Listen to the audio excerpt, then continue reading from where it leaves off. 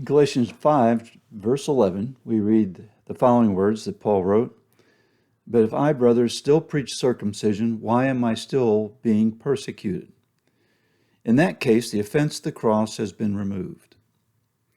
One of the great ploys of kids and adults in an effort to get their own way is that of the twisted truth. My kids trapped me in this on more than one occasion, but it's not limited to kids. One time it happened to me early on as a platoon leader in the United States Army. Two men in my platoon came to me and said, "The platoon sergeant said it was okay if we went to the snack bar, if you agree." So I told them that they could go.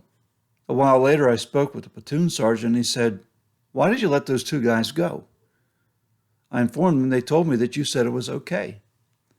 However, the platoon sergeant did not want them to go, and that was not what he said. What he said was this: "I do not want you to go, but check with platoon leader. If he says it's okay, then you can go." This is a popular ploy by people. They will twist the truth in order to get what they want. And this is a method of deception, and similar to an argument that the Judaizers used with the Galatians.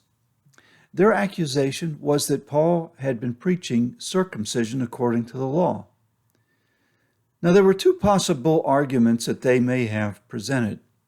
First, their first argument may have been gone like this: "You need to be circumcised to be justified before God. Even Paul preached circumcision."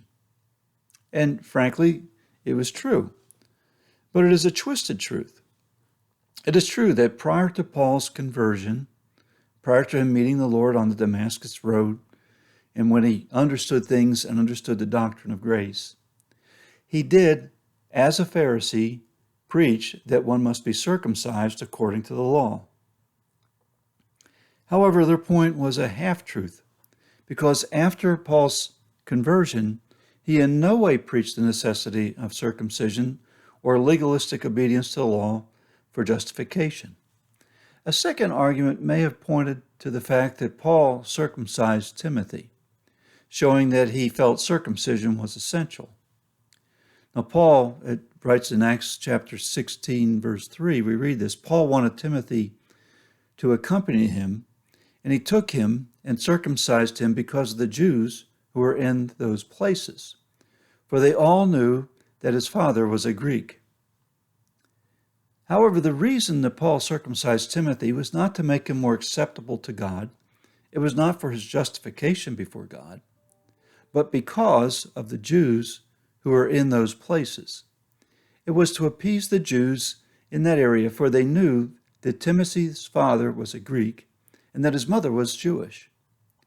Timothy's circumcision gave him free access to the synagogues, so that there would be no hindrance to Paul's preaching to the Jews in those places. Now, Paul countered the Judaizers' argument that Paul preached circumcision with this statement. And he said this: "If I, brothers, still preach circumcision, why am I still being persecuted?"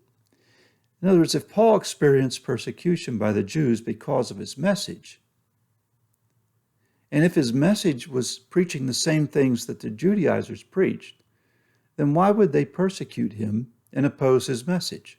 It just didn't make sense. He further went on to state that if he preached circumcision, that it would have removed the offense of the cross to the Jews.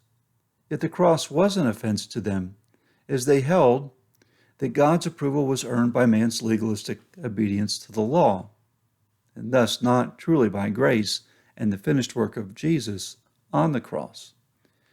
Today, and we in our churches generally do not run into this particular argument regarding circumcision. However, we do run into groups and individuals who will preach that good works are essential to be approved by God. Those that preach this develop crafty arguments to persuade people away from the truth that salvation is a gift of God's grace through faith in Jesus Christ alone.